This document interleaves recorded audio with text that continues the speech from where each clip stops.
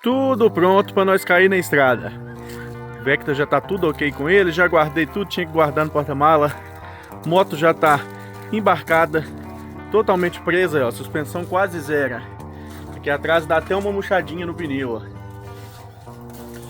Carretinha já tá amarrada.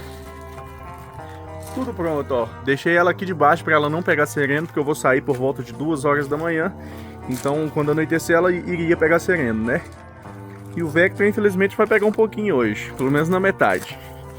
Mas já tá tudo pronto, tudo no jeito. Por volta de 11 horas da manhã estaremos lá em Goiás, que eu vou postando tudo pra vocês aí.